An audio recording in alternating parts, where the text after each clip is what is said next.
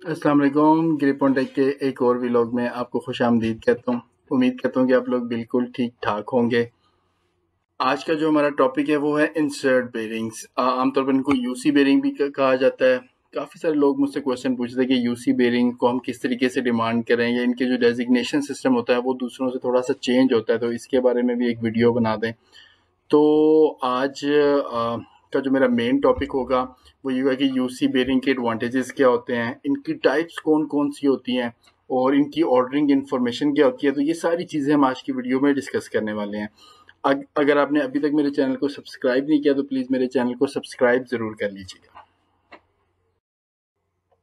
सबसे पहले हम कंस्ट्रक्शन देख लेते हैं कि यूसी बेरिंग की ओवरऑल कंस्ट्रक्शन किस तरीके से होती है, बना क्या होता है, क्या क्या इसके पार्ट्स होते हैं। तो ओवरऑल इसकी इस तरीके से एक हाउसिंग होती है और उसमें बेरिंग होता है। अगर हम देखें सबसे ऊपर यहाँ पर एक ग्रीस फिटिंग बनी है, ये बेरिंग को ग्रीस करने के लिए। जो भी रीलुब्रिकेटेड बेरिंग होते हैं उनमें होगा ये ग्रीस पॉइंट। अगर आपका मेंटेनेंस फ्री बेरिंग होगा लाइक दिस, उसमें जो है ना किसी किस्म की कोई ग्रीस फिटिंग नहीं दी होती, क्योंकि उसमें सील्ड बेरिंग होता है और वो मेंटेनेंस फ्री बेरिंग होता है। अब नंबर वन इसमें ग्रीस फिटिंग होगी। सेकेंडली इसमें ये हाउसिंग होती है, ऊपर एक पूरी राउंड शेप में एक हाउसिंग होगी। देन स्फेरिकल आउटर रिंग होगा। जो बेरिंग का जो रिंग होता है ना, जो नॉर्मल बेरिंग होते हैं उसका रिंग ऊपर से स्ट्रेट होता है। इस तरीके से बिल्कुल स्ट्रेट उसकी पिन होती है, लेकिन जो यूसी बेरिंग होते हैं इसमें जो बेरिंग होता है वो थोड़ा सा यहाँ पे इस तरीके से राउंड आया हुआ होता है, उसमें थोड़ा स्फेरिकल शेप में होता है। तो एक इसमें ये स्फेरिकल इसकी आउटरिंग होगी। देन यहाँ पे एक स्लिंजर है जो ये सारा मूव करवा रहा होता है। देन एक स्पेशल रबर सील होती है जो कि कॉन्टेमिनेशंस और इन सारी चीज़ों को इससे प्रिवेंट करती है। देन यहाँ पर एक सेट स्क्रू होता है। ये स्क्रू जो होता है इसकी माउंटिंग के लिए, फिटिंग के लिए होते हैं। एक ग्रप स्क्रू टाइप की चीज़ होती है जिससे आप लोग अपने बेरिंग को शाफ्ट के ऊपर और हाउसिंग के साथ इसको अच्छे तरीके से माउंट कर लेते हैं, जिसमें वो वहाँ से हिलता नहीं है। तो ओवरऑल कंस्ट्रक्शन जो है ना वो ये है। इसकी डिफरेंट शेप्स टाइप्स होती हैं, उनको भी हम आगे डिस्कस करेंगे। अगर हम लोग मेजर एप्लीकेशन देखें यूसी बेरिंग की, तो सबसे ज्यादा जो यूसी बेरिंग यूज हो रहा है वो कन्वेयर्स में यूज हो रहा होता है। अब वो किसी भी किस्म की कन्वेयर है, चाहे पार्सल बैगेज हैंडलिंग कन्वेयर है या मटेरियल हैंडलिंग कन्वेयर्स हो रही होती हैं, या फूड एंड प्रोसेसिंग मशीन में जितनी भी कन्वेयर जो फूड को आगे ट्रेवल करवा रही होती है, शिफ्ट करवा रही होती है, तो उन सारी कन्वेयर्स में आपकी यूसी बेरिंग ही लगे हुए होते हैं। एचवीएसी में एग्रीकल्चर, कंस्ट्रक्शन, टेक्सटाइल जो सेगमेंट है उसमें सबसे ज्यादा यूसी बेरिंग टेक्सटाइल सेगमेंट में यूज हो रहा होता है। देन एस्केलेटर्स हैं एंड मेटल इंडस्ट्री, इन सारी इंडस्ट्रीज में, इन सारी एप्लीकेशंस में यूसी बेरिंग बहुत ज्यादा यूज हो रहा होता है। अगर हम इसके डिजाइन फीचर एंड एडवांटेजेस की बात करें, तो सबसे पहले अगर हम देखें तो ये मेंटेनेंस फ्री टाइप भी होते हैं और रीलुब्रिकेटेड टाइप भी होते हैं। अब इन दोनों में फर्क क्या होता है? मेंटेनेंस फ्री टाइप बेरिंग में क्या होता है कि एक हाई ग्रेड की लिथियम ग्रीस इसके अंदर डाल दी जाती है। अब इसमें ऊपर किसी किस्म का कोई लुब्रिकेशन पॉइंट नहीं दिया जाता। अब जब इसमें ग्रीस डली हुई होती है तो उसका फायदा ये होता है कि आपको जो है ना बहुत ज्यादा आपकी टाइम सेविंग और ग्रीस सेविंग और एप्लीकेशन के ऊपर डिफरेंट जो आप लोगों ने पाइपिंग वगैरह करनी होती है वो सारा कुछ आपका सेव हो रहा होता है। दूसरा ये होता है कि ये ग्रीस लीकेज, जहां पर आपको ग्रीस लीकेज नहीं चाहिए कि वो ग्रीस लीक हो, नीचे कोई कपड़ा आपका चल रहा है या कोई धागा बन रहा है और उसके ऊपर कोई ड्रॉप अगर गिर जाते हैं तो वो आपकी प्रोडक्ट वेस्ट हो जाती है। तो ऐसी जगह पर आप लोग मेंटेनेंस फ्री टाइप यानी सील टाइप बेरिंग जो है ना वहां पर वो यूज करेंगे। फिर सेकंड टाइप जो होती है वो होती है रीलुब्रिकेटेबल टाइप। अब रीलुब्रिकेटेबल क्या होती है? जहां पर आपको बेरिंग को दोबारा बार बार ग्रीस करनी होती है, वहां पर वो रीलुब्रिकेट। अब वो कौन सी एप्लीकेशन होती है जहां पर आप ये रीलुब्रिकेटेबल वाले बेरिंग लगाएंगे? नंबर वन, जहां पर आपका टेम्परेचर अराउंड 100 आ जाएगा, यानी आप 90, 95, 100, 110, 120 के आसपास अगर आपकी एप्लीकेशन जा रही है तो वहां पर आप हमेशा जो रीलुब्रिकेटेबल बेरिंग होगा वो यूज करेंगे। दूसरा, जहां पर आपकी एक्सेसिव डस्ट आ जाती है या हैवी लोड आ जाता है तो वहां पर आप रीग्रीसेबल बेरिंग यूज करेंगे। देन जहां पर आपके नंबर ऑफ रेवोल्यूशन जो है वो हाई होंगे, और वहां पर आप लोगों ने जहाँ पे जैसे फैन होता है वहां पे नॉइस भी ज्यादा होती है या एयर कंडीशन वगैरह होते हैं, तो वहां पर आप लोग रीलुब्रिकेटेबल बेरिंग लगाएंगे ताकि आप उनको साथ साथ ग्रीस भी करते रहें, उनका नॉइस और टेम्परेचर जो है ना वो कूल डाउन होता रहे। तो मेंटेनेंस फ्री और रीलुब्रिकेटेबल टाइप की एप्लीकेशन हम लोगों ने डिस्कस कर ली। देन डिजाइन एंड फीचर में अगर हम देखें तो बेरिंग यूनिट विद कवर होते हैं और रिप्लेसेबिलिटी भी जो है ना इसके एक बहुत बड़ा एडवांटेज है। अब बेरिंग यूनिट्स विद कवर ये आम स्टैंडर्ड जब आप इसको ऑर्डर करवाते हैं ना तो इसमें ये कवर नहीं आता इसके साथ। अब ये कवर का मकसद क्या होता है, जहां पर आपकी बहुत ज्यादा हाई कंटेमिनेशन है, जहाँ पे आपका डस्ट लेवल जो है वो हाई है, या फिर वहां पर पानी वगैरह आपके बेरिंग के ऊपर लग रहा है, जैसे बेवरेजेस इंडस्ट्रीज में जहां पर आपकी कन्वेयर के ऊपर कोल्ड ड्रिंक्स चल रही होती है, वहां पे उसके ऊपर पानी जा रहा होता है, या जब उसको वॉश कर रहे होते हैं तो पानी के साथ वॉश कर रहे होते हैं, या जहां पर मॉइस्चर लेवल बहुत ज्यादा हाई होता है तो वहां पर आपको ये एंड कवर जरूर साथ में ऑर्डर करवाना है। ये आपको हाई डस्ट से, वाटर से और नमी से बचाएगा। देन इसका एक और एडवांटेज बड़ा ये है कि ये इसमें सिर्फ बेरिंग रिप्लेसेबिलिटी की ऑप्शन होती है, यानी आपका ये पूरा एक सेट है और उसमें सिर्फ बेरिंग खराब हो गया तो आप अलहदा से इस बेरिंग को डिमांड करके मंगवा सकते हैं और उसी कवर के अंदर, उसी हाउसिंग के अंदर आप उस बेरिंग को फिट कर लेंगे। ऐसा नहीं है कि आपको पूरे का पूरा सेट ही चेंज करना पड़ेगा। अगर हम इसकी माउंटिंग को देखें, फिटिंग ऑफ यूसी बेरिंग, काफी लोग इसके बारे में क्वेश्चन पूछते हैं कि इसको फिटिंग किस तरीके से की जाती है। ये डिपेंड कर रहा होता है आपके मेथड के ऊपर, आपकी एप्लीकेशन के ऊपर। अब नॉर्मली जनरली जो है ना वो 3 टाइप है बेरिंग को फिट करने के। नंबर 1 जो है वो द इनरिंग, जो इनरिंग फास्टेंड होता है on the shaft on 2 places by a set screw. जो हम लोगों ने शुरू में ग्रेप स्क्रू देखे थे इस तरीके से हैं, और इस तरीके के बेरिंग होते हैं, इसमें ग्रेप स्क्रू होते हैं। आपने जस्ट शाफ्ट के ऊपर उसको बेरिंग को लेके जाना होता है, जहां पर भी आपकी बेरिंग की सीट है वहां पर लेके जाकर आपने ये ग्रेप स्क्रू के साथ उसको टाइट करना होता है। बेशक जितनी वाइब्रेशन आ जाए, जितना लोड आ जाए, अब इसने अपनी जगह से नहीं हिलना, ये प्रॉपरली माउंटेड है। इसका फायदा ही ये है इन बेरिंग का, यूसी बेरिंग का, कि इनकी माउंटिंग, डिसमाउंटिंग, रिप्लेसमेंट सब कुछ जो है ना वो बहुत ही इजी है। तो इस तरीके के बेरिंग तो आप डायरेक्टली शाफ्ट के ऊपर माउंट कर लेते हैं। फिर एक और बेरिंग होते हैं जो टेपर बोर के साथ होते हैं। सेकंड जो माउंटिंग है वो है टेपर बोर के साथ। अब इसमें ये कि बेरिंग जो है वो टेपर बोर होता है, आपकी शाफ्ट जो है ना वो सिलेंड्रिकल होती है।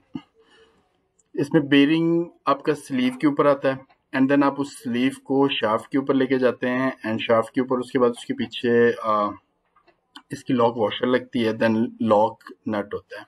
आप जब सारी माउंटिंग हो जाती है, लॉक नट को आप टाइट करते रहते हैं स्लोली ग्रेजुअली, जितना आपकी रिक्वायर्ड टाइटनेस होती है वो डिफरेंट बेरिंग की डिफरेंट होती है, उसके एंगल्स होते हैं डिफरेंट, कुछ के में क्लियरेंस मेंटेन करनी होती है। तो जो भी उसका तरीकेकार है उसके मुताबिक आप उसके लॉक नट को टाइट करेंगे, एंड टाइट करने के बाद उसके अकॉर्डिंगली वहां पर उसके लॉक वॉशर के साथ उसका लॉक लेके आके वहां पर उसको टाइट कर देंगे, तो ये अपनी प्रॉपर पोजीशन पे जाकर माउंट हो जाएगा। देन जो तीसरी किस्म की माउंटिंग है वो है एसेंट्रिक लॉकिंग। अब एसेंट्रिक लॉकिंग में क्या होता है, इस तरीके का बेरिंग होता है, ये एक रिंग टाइप की चीज के साथ लॉक होती है, ये एसेंट्रिक लॉक इसके साथ होता है। अब इस बेरिंग की कंस्ट्रक्शन किस तरीके से होती है, अगर आप इस बेरिंग के इनर रिंग को देखें तो यहाँ से आप देखें तो इसका रिंग बहुत ही थिन है, बहुत पतला सा है, लेकिन जैसे जैसे यहाँ पर अब बढ़ता जा रहा है तो देखें आप ये इसकी थिकनेस जो है वो बढ़ती जा रही है और ये मोटा होता जा रहा है। तो ये एक साइड से जो होता है वो काफी थिक होता है और दूसरी साइड से थिन होता है। तो जब आप इसको माउंट करना होता है, आप अपनी इसकी पोजीशन पे लेके जाके ये जो लॉक है ये इसके ऊपर लेके आके हम ऐसे इसको रोटेट कर देते हैं, ये पूरा एक रोटेट हो जाता है। और इसके अंदर भी इसी तरीके से कंस्ट्रक्शन बनी हुई होती है इसकी, तो जहां पर ये टक्कर के साथ लग जाता है वहां पर इसका ग्रिप स्क्रू टाइट कर दिया जाता है। अब ये बेरिंग प्रॉपरली माउंटेड है। अब ये आपको वाइब्रेशन से भी बचाएगा और किसी किस्म की कोई स्लिपेज इसके अंदर नहीं आएगा। तो ये 3 किस्म की बेरिंग की माउंटिंग है, ये उसी की, एक डायरेक्टली ग्रिप स्क्रू के साथ होती है, एक स्लीव के साथ होती है और एक एसेंट्रिक लॉकिंग के थ्रू होती है। अगर हम यूसी बेरिंग के टाइप्स को देखें एट ग्लांस तो ओवरऑल बहुत सी किस्में होती हैं यूसी बेरिंग की। अब वो अकॉर्डिंग टू एप्लीकेशन होती है, अकॉर्डिंग टू लोड डायरेक्शन होती है, आपकी एप्लीकेशन में किस किस्म की स्पेस है उस स्पेस के अकॉर्डिंगली हम उसको सेलेक्ट करते हैं। अब जैसे यहाँ पे देखें यूसीएफ बेरिंग की टाइप है, इसमें ये 4 किस्म के बोल्ट्स हैं। अब देखिए इसको आप इस तरीके से भी लगा सकते हैं, इस तरीके से भी लगा सकते हैं, इस तरीके से भी लगा सकते हैं, डिपेंड करता है कि आपके पास बोल्ट्स की पोजीशन क्या है। लेकिन इसी के साथ यहाँ पर अगर आप देखें यूसीएफसी, इसमें सी जो है वो अब ज्यादा हो गया। तो अब देखिए बाकी बोर्ड्स पोजीशन हर चीज से है, ये जो है ना वो स्क्वायर है और यहाँ पर ये राउंड शेप में आ गया। यूसीएफ ए को हम देखें तो एक साइड पे ये देखें ये बोल्टेड हो जाएगी और बोल्ट होने के बाद ये दूसरी साइड जो है ना, इसकी कंफर्मेशन नहीं होती कि ये एग्जैक्टली अपनी बोल्ट पोजीशन पे आएगा या नहीं आएगा उसकी बॉडी के ऊपर।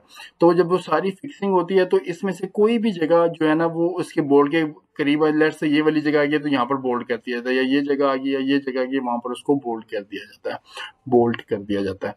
देन यहाँ पर देखें, अगर इस किस्म की अपने हाउसिंग सेलेक्ट करने हो, यूसी का यूनिट सेलेक्ट करना हो, तो अब देखिए यहाँ पर एक ही साइड पे 3 बोल्ट है।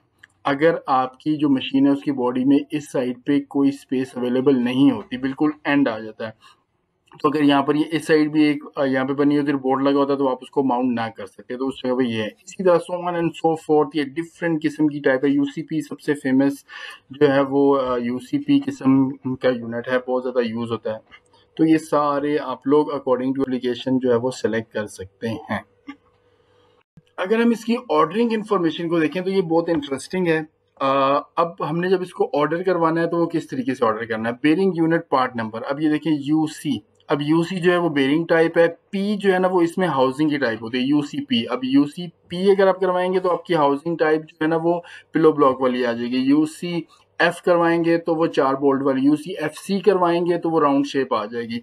तो ये पहला यूसी जो है ना वो बेरिंग टाइप होती है, दूसरा जो है वो इसके हाउसिंग टाइप होती है, देन 05 जो है वो इसका डायमीटर, ये 2 जो है वो इसके डायमीटर सीरीज आ जाएगी, और ये बोर साइज आ जाएगा। अब bearing unit with number with sleeve, अगर आपने स्लीव के साथ मंगवाना है, अब ये देखें ये एस जो है वो इसके कवर कोड आ गया। ये सफिक्स प्रीफिक्स जो है ना ये कंपनी टू कंपनी वेरी करते हैं, डिफरेंट ब्रांड्स के डिफरेंट होते हैं। अब ये देखें यूके बेरिंग टाइप आ गया, एफ जो है वो उसकी हाउसिंग की टाइप आ गई, ये 205 उसका नंबर आ गया, एंड देन एच 230 5x जो है ना वो इसका एडेप्टर स्लीव का नंबर इसके अंदर आ गया। इसी तरीके से अगर हम ऑर्डरिंग इंफॉर्मेशन में देखें, इंसर्ट बेरिंग पार्ट नंबर जो है वो ये सिर्फ बेरिंग है। पहले वाला जो था वो यूनिट का था, अब ये सिर्फ बेरिंग है। अब आपको यूनिट नहीं चाहिए, अब आपका वो पिलो ब्लॉक तो ठीक है, अब आपका सिर्फ बेरिंग खराब हो गया तो आप यूसी 205 मंगवाएंगे। यूसी आपका बेरिंग आ जाएगा 205, उसके अंदर जो है वो ये उसका नंबर आ गया, एंड देन D1 जो है ये सप्लीमेंट्री डेजिग्नेशन, सप्लीमेंट्री में सील्स आ जाती हैं और काफी सारी चीज आ जाती हैं। फिर हाउसिंग पार्ट नंबर, अब आपका बेरिंग ठीक है, ये पड़ा हुआ आपके पास, हाउसिंग खराब हो गई है, तो हाउसिंग में आप देखें पी 205 आ गया। अब पी जो है वो हाउसिंग है, 205 उसका नंबर है, D1 उसके सप्लीमेंट्री डेजिग्नेशन है। तो आप अलग अलग भी इसको मंगवा सकते हैं, एज अ सेट भी मंगवा सकते हैं। एक चीज है तो दूसरी चीज भी आप उसकी मंगवा सकते हैं। ऑर्डरिंग इन्फॉर्मेशन में हमने सप्लीमेंट्री कोड देखे, तो यहाँ पर मैंने कुछ सप्लीमेंट्री कोड आप लोग की जस्ट रेफरेंस के लिए यहाँ पे देखिए। जिस तरह HT2 आ गया तो हीट रेजिस्टेंस हो जाएगा, N1 आ गया या D1 वहां पे लिखा है तो ये रीलुब्रिकेटेड बेरिंग है। अगर आप D1 लिखेंगे तो आपके पास रीलुब्रिकेटेड बेरिंग आएंगे, अगर आप कुछ नहीं लिखेंगे तो आपके पास स्टैंडर्ड सील वाले बेरिंग आ जाएंगे। इस तरह LLJ है, FFF है, यू है तो नॉन कॉन्टेक्ट शील्ड वाले आपके पास बेरिंग आ जाएंगे। तो ये जस्ट एग्जाम्पल के लिए, इसके भी हम एक ऑर्डरिंग इन्फॉर्मेशन भी देख लेते हैं इसकी।